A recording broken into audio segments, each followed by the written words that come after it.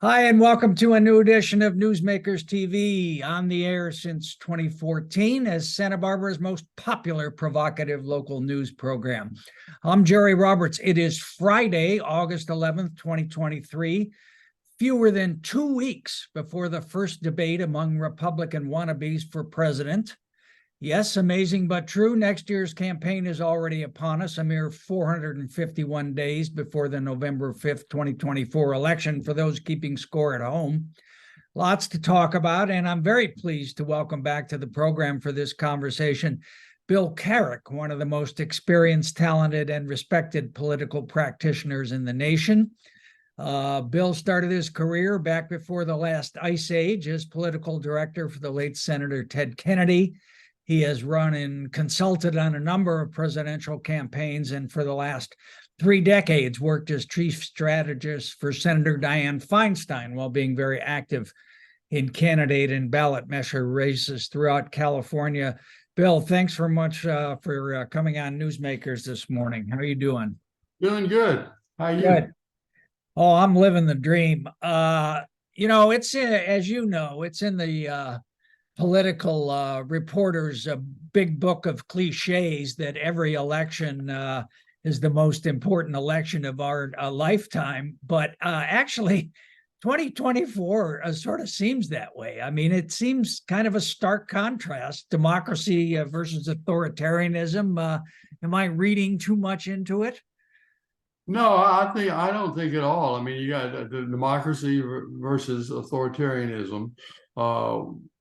One party seemed hell bent on self-destruction. The historic view that the United States has always had two stable political parties, one center right and one center left, and we've never had on the extremes. It's certainly being challenged now, big time, and you just wonder where the hell is all this going to end up. Yeah.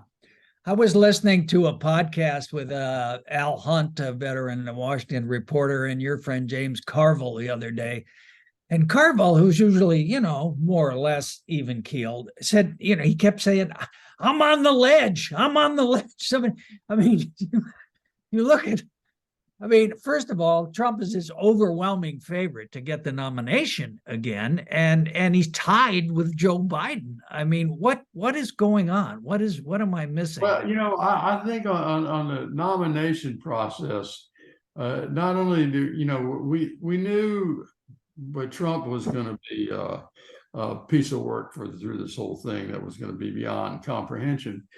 But I am just unbelievably blown away about how terrible these Republican candidates are.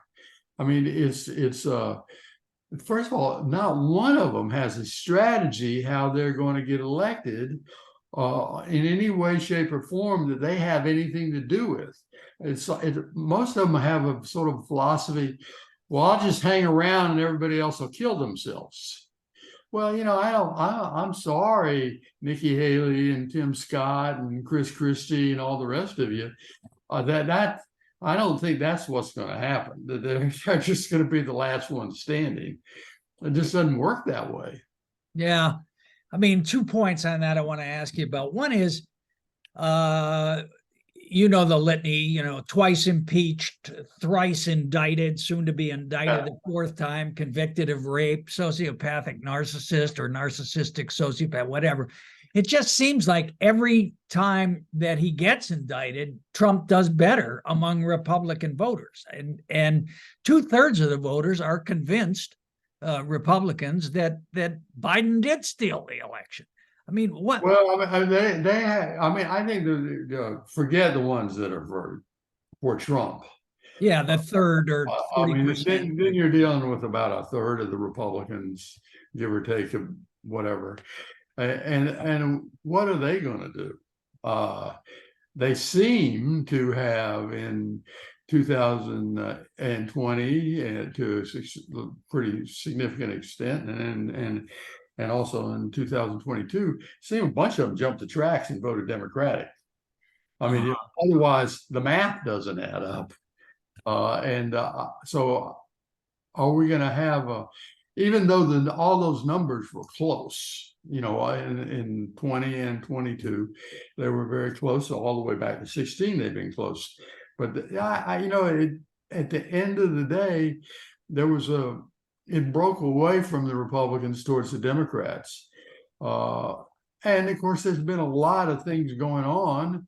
One of them is that, similar to a lot of the most recent presidents, Biden is presided over a period of serious inflation that appears to be going down. I mean, it looks like we're going to get, close, 3% going down as we go into the election. And also, despite all of the predictions on the right and the left from the economists that we were headed into a recession, it seems like we've dodged that bullet. So, that's kind of similar to what we saw with Obama's reelect and Clinton's reelect and Bush W and Reagan. They all had rocky economic ride until they got into the election year, and things got steadily and progressively better, and they got some credit for it. Yeah. Well, I mean, one of the weird things about that New York Times poll, and I think it's a pretty good poll, 43, is that I don't know, it was 10, 15 points. People say trust Trump more on the economy than Biden. Well, I mean, and of course, and you get into what's important. If the 2/3 of the Republicans that are basically for Trump are saying that they trust him more than Biden, I don't know what that means, because there's a whole bunch of Democrats that are unhappy with the economy. They're going to say they don't trust anybody on the economy, and then a whole bunch of Republicans don't trust anybody on the economy. So I think there's, it's an old thing about do your crosstabs have crosstabs? I mean, I don't know that we know exactly what all that means, and it's awfully fluid. Biden is doing better. From my point of view, he's been doing better being a public persona now, which that should help. Yeah. But on the other hand, we got Hunter, and we're definitely gonna have a big drawn out legal thing going on there. Yeah. And that's not good. And who knows how this Trump's thing is going to play out. It seems like he got a very tough judge In DC. Yeah. Well, before we leave the Republicans, let me just throw out a couple of these quote unquote contenders names, and give me your quick and dirty assessment of each. Now, Ron DeSantis, the governor of Florida, he was supposed to be the strong contender. He was going to be Trump without the baggage, but he seems to be floundering.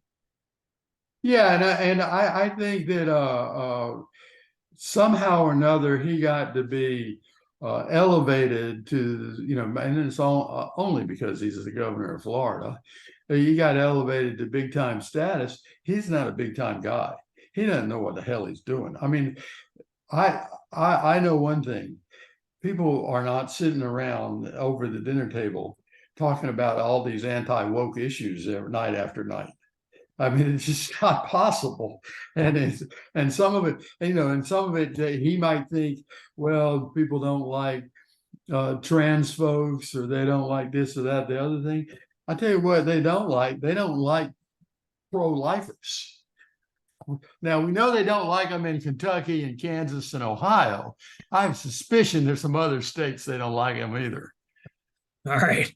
How about the former vice president of the United States, Mike Pence? He's having trouble breaking through. He really is having trouble getting through. I think all of us who aren't sort of card-carrying Republicans, the one thing we give him credit for is January 6th.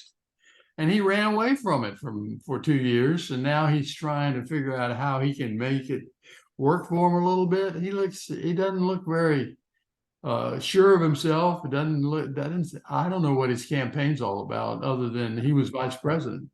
Yeah, and he seems to be running for a Republican Party that no longer exists. Yeah, he definitely is a Republican from the old school. He's really he's in the old school conservative wing of the party.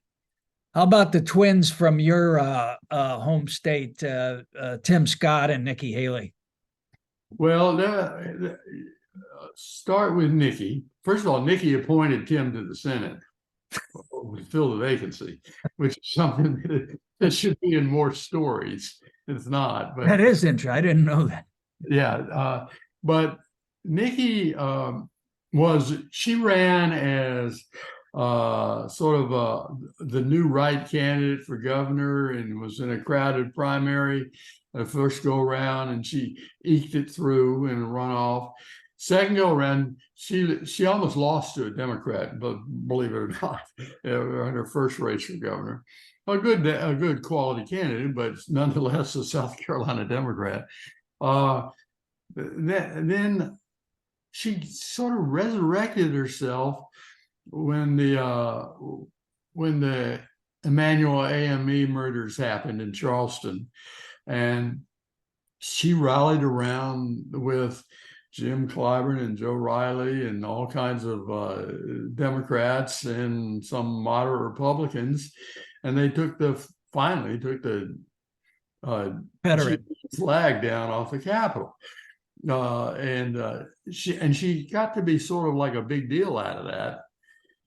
And then she opposed Trump very vigorously when he ran for president the first go around. And then she came back and got the UN gig, and she was sort of navigating him I'd say pretty adroitly, and then now she sort of turns on him on Mondays, Wednesdays, and Fridays, and sort of recants it on the other days. Yeah, I don't know where she's going, because it's very confusing. Now, Tim is a very warm, friendly guy. Seems to be having a moment. I mean, he's having a moment, and he's a pretty good speaker. He's very, solid kind of Southern Christian, if you will, Democrat, Republican. But I don't know how it goes. And of course, the other thing that was, just on the asterisk side of all this, the amount of money all these people have in these various super PACs and stuff, they're all going to have some impact, because they're all going to make a lot of noise. Now, none of them have figured out what they want to say yet, but it's a little bit of a problem. Well, it just seems that they all have the problem of they want to beat Trump, but they don't want to go after Trump. I mean, it's an old. Like if you and I were running for president, and I said, Jerry, why don't you go up there and stab the son of a bitch in the heart? And it's like they want somebody else to take them out. Yeah. Yeah, except for Chris Christie, who obviously Christie wants to take him out, but he doesn't seem to have a real plan to run. He doesn't have a real plan, and he run, and he I think so far he's really rusty, on the stump and whatnot. Sometimes he'll get a question, he'll do really well with it, but his speeches, there's nothing there. He doesn't have much to say. Yeah.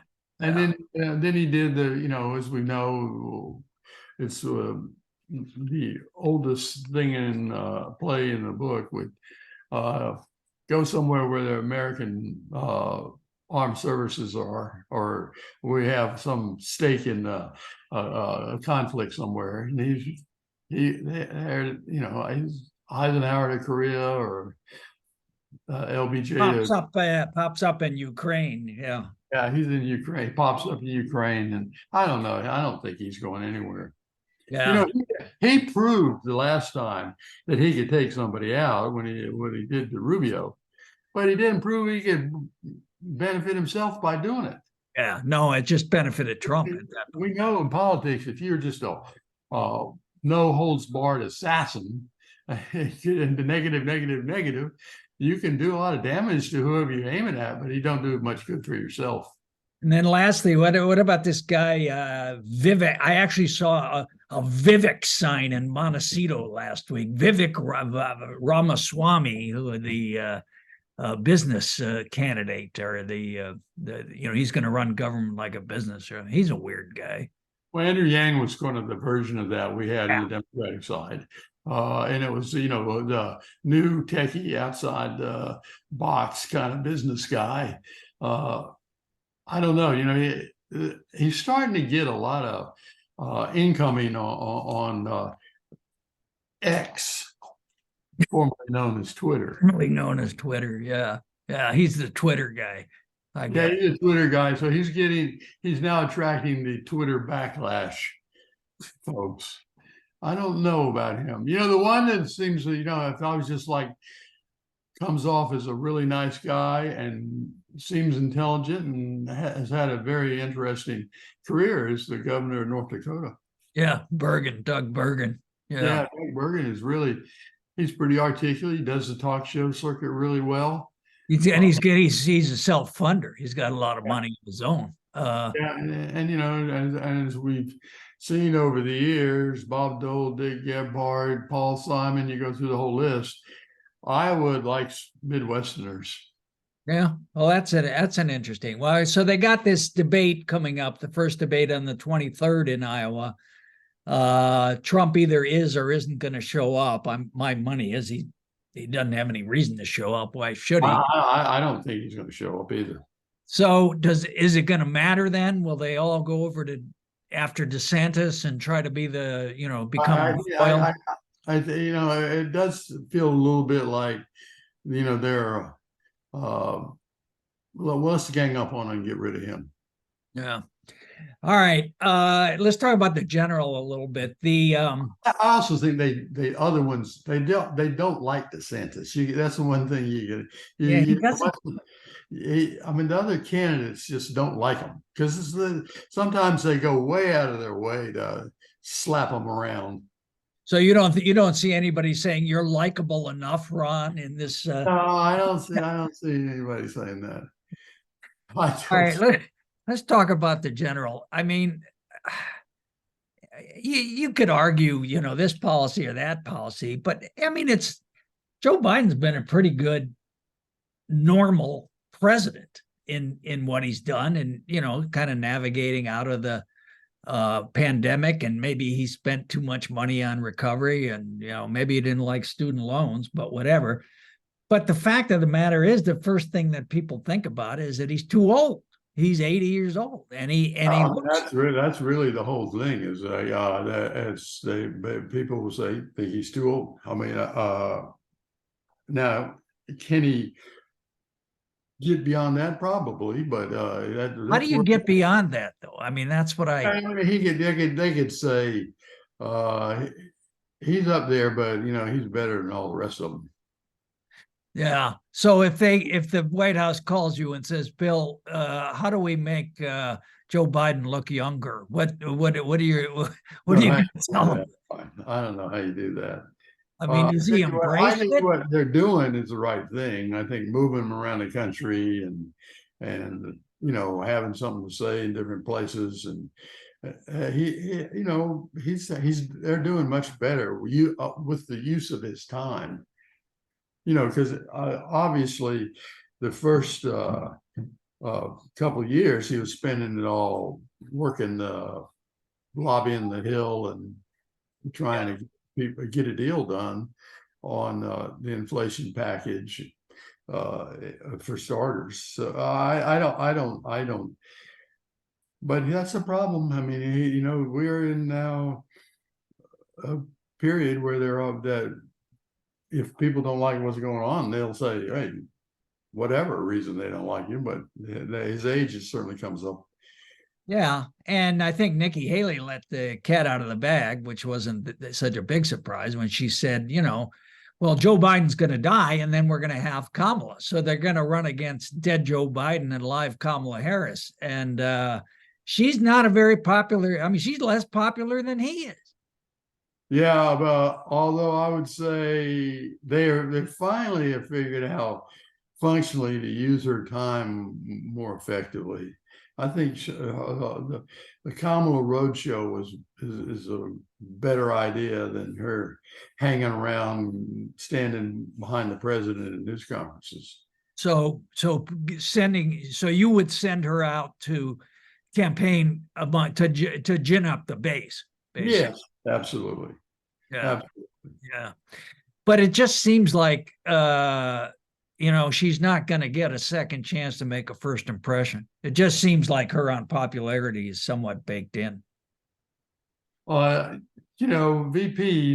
it's a hard place to be to start with.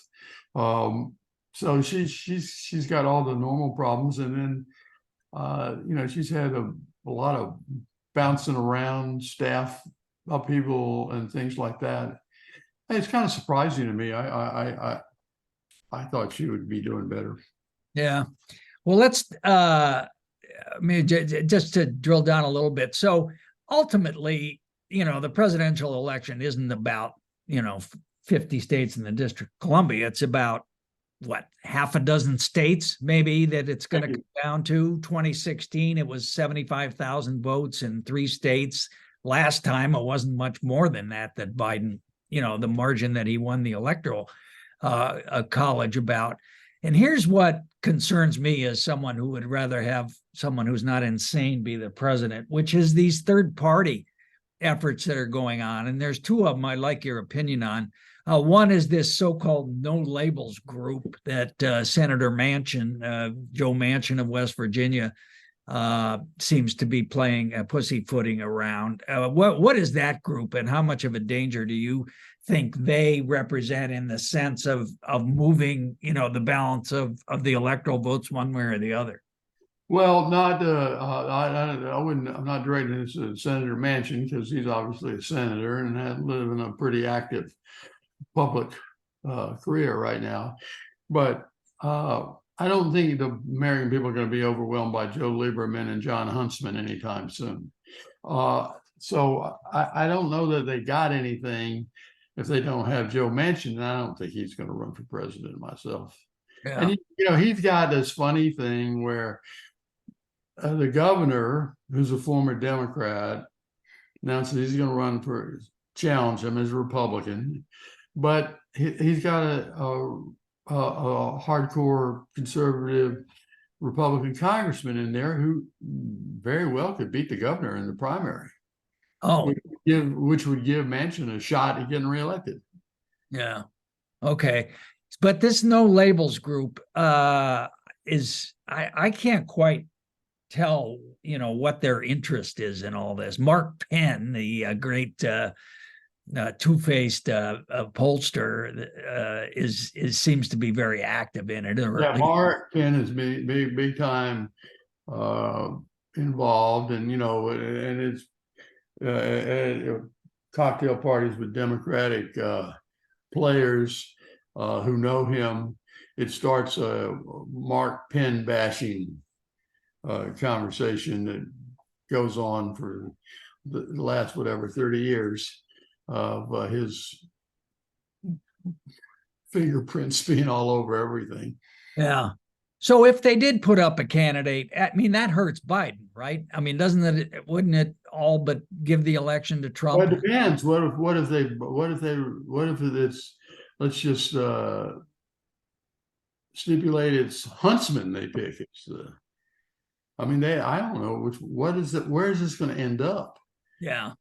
Well, the one that actually concerns me, I think, even more is Cornel West, the Black Studies. Yeah, I think Cornell is your classic Green Party kind of thing, where it's we know he's not going to get a lot of votes, but we know he's going to take them all from the Dems. Yeah, and Jill Stein, who kind of screwed Hillary in those 3 states, seems to be very involved in his. Yes, that's the same Green Party world. Yeah. So how much? So that you see that as more of a threat than? I think that's more, because that's in these close states. That gets to be really worrisome. Yeah. The Yeah. other one, I don't know. They could. I think they're going to get nailed with being part of the establishment and anger people all over the political world. Yeah.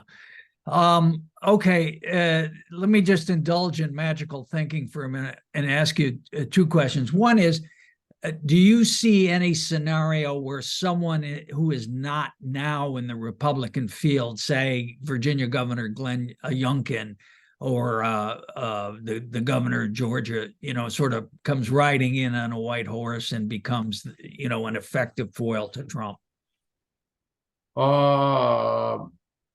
Youngkin, I don't have a handle on because he's sort of he certainly kind of leaves the door slightly ajar, but he doesn't do anything. So, and they're blaming it on that they have those odd year elections in Virginia for the legislature. They're blaming it on he's really focused on the legislature. Hard for me to believe that. I mean, that just sounds like an excuse. Yeah. You're waiting for somebody to hand you the nomination, which then nobody's going to hand him anything. Oh, he's doing the same thing everybody else is doing, which standing around waiting for Trump to have won too many Big Macs. He's waiting for the Trump collapse to see if it happens, and if it happens, he jumps in. I don't think that's going to happen. And then, do you see any chance where Joe Biden wakes up one morning and says, maybe I am too old to do this, and Gretchen Whitmer or Joel Shapiro in Pennsylvania, I mean, the Democrats got a pretty good young bench right now, could get in. I don't see him doing that though. I mean, we ought to go, he ran in 88. It was a really terrible campaign. He got knocked out. He wanted to, ran and then didn't do well again. And he got to be VP. He got shoved out when Hillary ran in 16. I mean, he's worked too damn hard for this thing to just say, okay, I'm tired of this. I don't think he's ever going to be tired of this. Yeah. But do you agree with me that he's like one serious fall away from turning the United States of America over to Trump again? I mean, it's a serious issue. He is old. I mean, people over 80 have. I think he's going to get reelected, but it's definitely a serious issue. Yeah. I mean, it's a tough bet. We can speculate on who's a good candidate and who's not a good candidate, who might be in there instead of him, but we don't know. It's a dangerous thing starting with a newcomer against Trump. Seems to be a dangerous deal to me. So he was obviously, and Democrats came to this conclusion, the only Democrat who could beat Trump in 2016. Do you think he's the only one, 2020, excuse me, the only one who can beat him in 2024? It'd be my guess that you'd have a big, messy primary fight if he wasn't running. If he stayed in, I don't know who would take him out. Yeah, and it would be difficult for Democrats to not nominate Kamala, which I think would be worse too. I mean, she's. I don't know. That. You and I travel enough in the same circles. We know the echo chamber is not good out there for Kamala right now. No, it's not. Speaking of the echo chamber, I know you and I have both heard from a number of national political reporters about Senator Feinstein and the narrative that she's lost a few feet off the fastball and so on. What's your take on all that? Just talk about where things stand with her, and what's your view? I start with if I wasn't her friend and I wasn't her consultant for many years and all that stuff, what would I think about all this? And if I was like in charge of the future of the Democratic Party and how we're going to make progress for the next year and a half or plus, I don't see how you take her out of the Senate. all these people, some of them on the progressive left, some of them not. She should resign. Well, that's not going to get us another seat on the Judiciary Committee. We know that. You don't have to listen to Lindsey Graham tell you that. Mitch McConnell said it. It's not going to happen. So I don't see how, as institutionally, we get anything out of her resigning or leaving. On the other hand, I think that she's, from what I can tell, and this is mostly secondhand, but some of her colleagues just say this is a whole bunch of BS. She's doing okay. She's 90, I get it, but she's doing fine. And she pushes the staff to do stuff that they don't always think of, and she's done a lot of packages of California-oriented things lately, so I'm sure you've seen a lot of that. So she's still on the job. Yeah. And I just don't, and of course, you and I've had this conversation many times. The symbolism, particularly for the activist wing of the party of Judiciary Committee, so they think of that as that's the raison d'etre for everything in the Senate, right? Well, she's on the Appropriations Committee, which is maybe the most powerful committee in the entire United States Congress. And you just see that these news releases come every day with more money for this and more money for that, and across the board. So I think the party is better off if she stays in the Senate. Just as a political and a practical matter, it's a critical, practical matter. Now, her personally, I mean, that's I don't think she shows any interest in I'm going to quit. No, it would be so out of character for her. Totally out of character. That's kind of one. What about the race to succeed her? You got three incumbent House members, Katie Porter, Barbara Lee, and Adam Schiff, contending for her seat. Are you working on any of those campaigns? What's your assessment of where that stands? Well, I think the reality of it is not very clear. I mean, the first serious poll taken of the race is just they're all jammed up together in the teens. So what you're really in the in the fortune telling business on this one. Adam has a significantly larger campaign treasury and appears to have nowhere near bottomed out on it, particularly on the online fundraising efforts. I would think Katie will catch up with that eventually. She didn't start in the same place as him, so she's got room to catch up. Barbara, if Barbara has some money, she could be a serious player too. I don't know if she's going to have money, whether by super PAC or our own campaign, enough to be real. But if she does, she has a good story to tell. Most of these people out there knew that she had voted both against the Iraq War and the Afghanistan War, and was the only member of Congress that did that. They would go, whoa. Yeah. And she's a pretty good campaigner too. Yeah. No offense to her, but she's also old. I mean, if you're concerned about Feinstein being old, I mean, Barbara's 77 is up there, right? Yeah. Hey, I forgot to ask you one thing when we were talking presidential. RFK Jr., Robert F. Kennedy Jr., polling somewhere 20% among Democrats in early polls, but he's kind of a nut.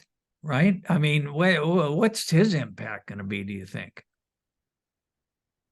I think these early polls are all about his name, mostly. He does have a little following in the anti-vaxxer world and various other anti, not just the COVID, but other vaccines before that. As you remember, he got in a big fight with Senator Richard Lee about that in the California legislature. But I don't know. I don't think it's real. I think it's just all his name. Yeah. And so, And the more and more stories there are, and everybody in the families basically. against him. Yeah. Yeah. They've all come out publicly. So you think ultimately not a factor?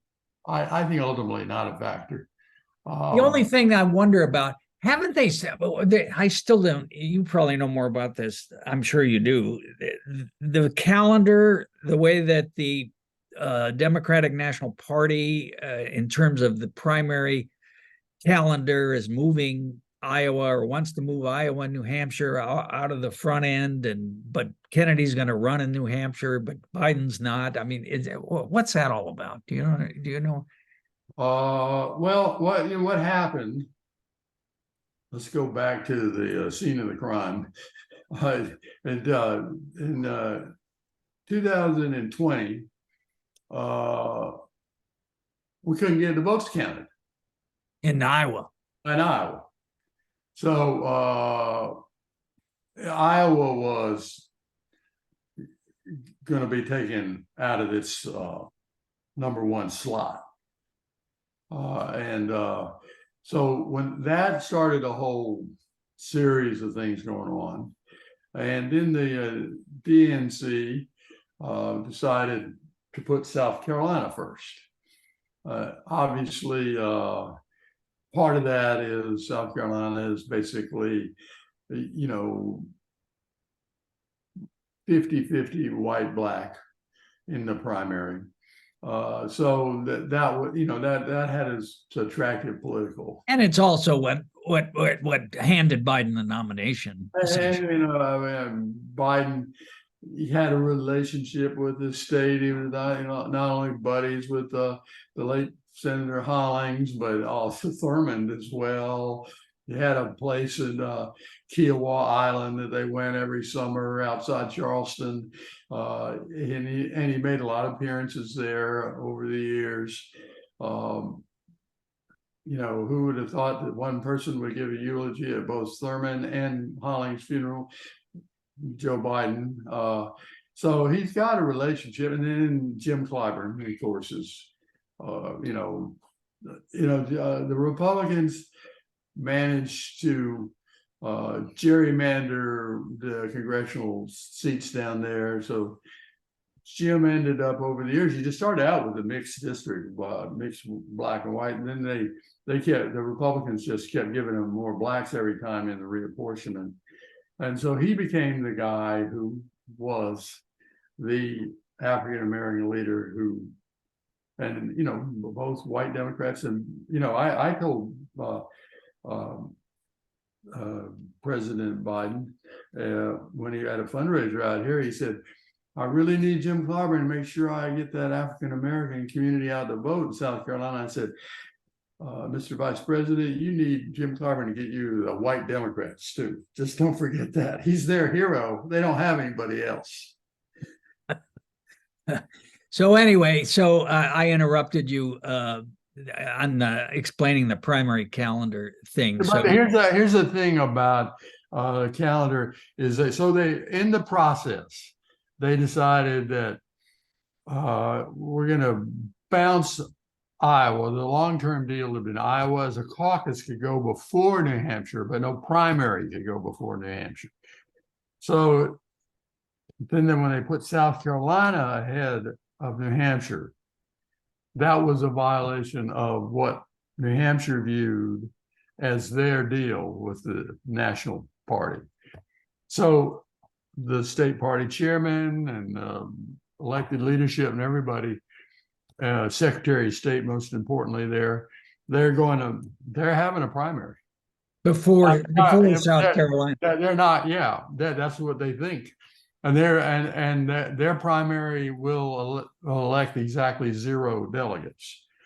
Now, So they won't be seated at the convention because they're violating the in party. theory. Now, what's happened in practice, when we've had similar kinds of things happen in the past, they go reconsider it after the primary is all played out and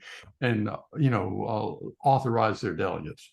That's happened before, but I think they're going to have a primary there. Now, can Biden skip it is really the big question. That's a pretty close call. Yeah, because I mean, if he wants to play by the national party rules, he shouldn't be on the ballot. But RFK is not going to play by the party rules. So then you'll have a bunch of stories. Kennedy wins New Hampshire. Bobby's up there campaigning all the time, so yeah. He's into it.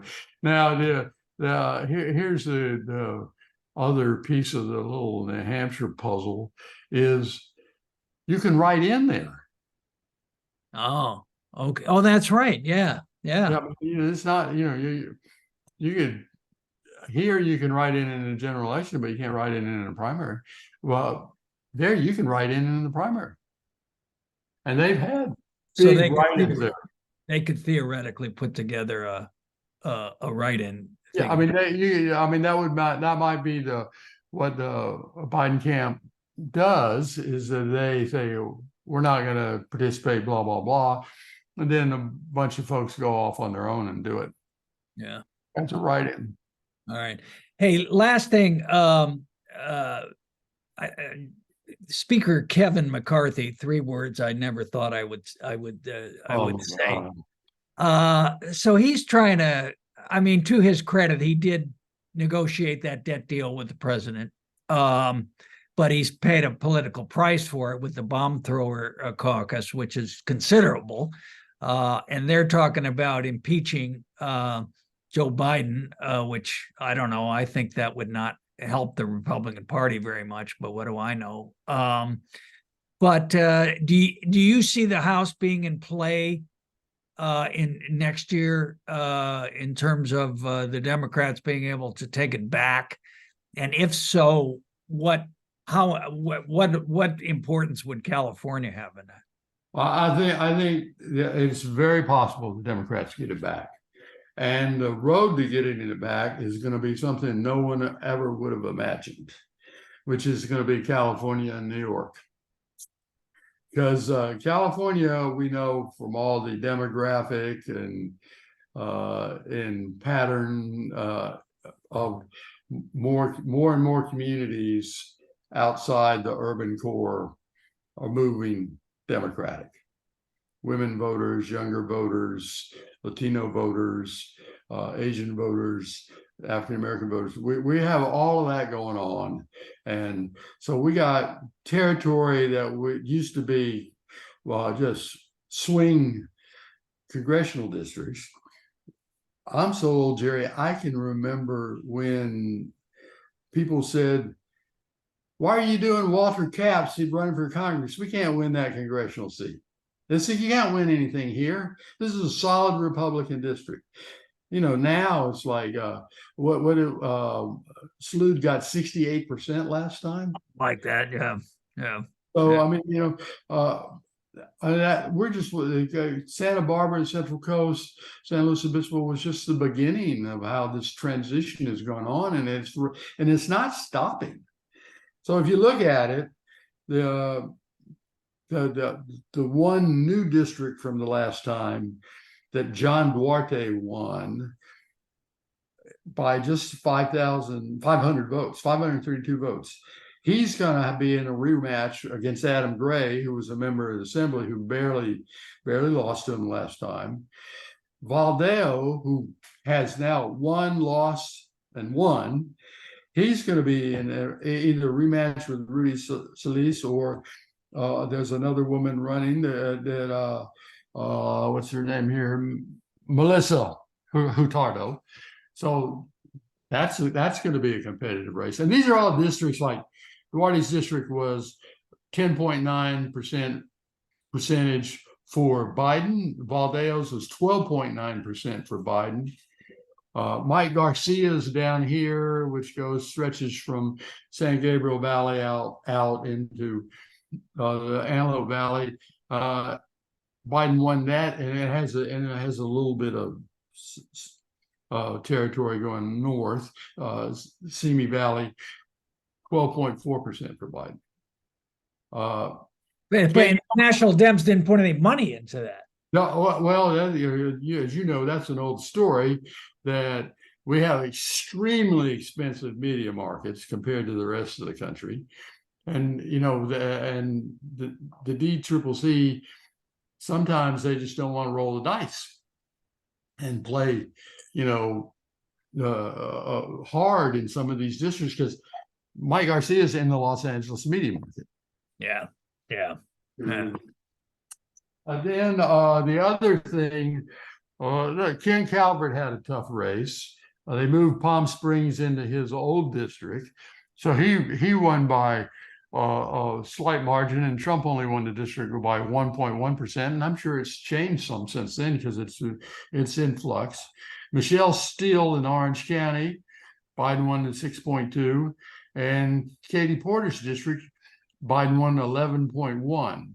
So, you know, you got a lot of districts that were very strongly Democratic at the top. And what the Republicans hold a 5-seat advantage, I think, now in the House. Yeah. So there's 5 seats right there you just named, and I still don't understand what happened in New York. In New York, I would say it's quite complicated story. Legislature did Democrats in the legislature did a wholesale power grab, redistricted the congressional districts in very favorable fashion. Courts got a hold of it, threw it out, started over. So the Democrats ended up losing 7 seats in New York. Jeez. 7 seats, they lost 3 flipped last time, but they lost 7 seats in New York where Biden won. Wow. And including the loss to George Santos, which we can all be proud of as Americans. George Santos, the Dos Williams of national politics. So, you know, I think that New York, California thing is really very powerful reason that the Democrats could win. So it sounds as if they might even have a better chance of taking back the House than the Senate. The Senate map is not very favorable for Democrats. And the Senate, tough seats. Ohio's tough. He's a unique candidate in Montana, but it'll be a tough seat to win. And you know, and the flip side of California and Georgia and North Carolina and all these states getting more Democratic. The flip side of that is the Mountain West has gotten more Republican, other than Colorado. I don't know that, you know, we're going to know for sure how many of these races play out, but there's also we're also getting surprises. This court opinion on redistricting in Alabama, that's 1 more seat there. And there's an exact same circumstances factually in South Carolina. That's 2. You know, Louisiana has one that's pretty damn close to the same situation. That's 3. I mean, there's a lot of opportunity there. A lot of breaks here. I mean, you know, when we thought thanks to the Chief Justice, we had killed the Voting Rights Act as a solution to the Republican all-white gerrymandering. Well, it turns around they have another opinion that doesn't do quite what they did under the old law, but it does, you know, in effect do the same thing. Yeah. You can't, all right. You can't pack districts with white voters or black voters. All right. Well, Bill Carrick, we'll leave it there. Thank you so much for coming in on our first state of play show about the 2024 election. And I hope you'll come back and update us as we go along. I really appreciate your insight and your thoughts on all this. Yeah, it's fun. All right, man. I'll see you soon. Hey, take care.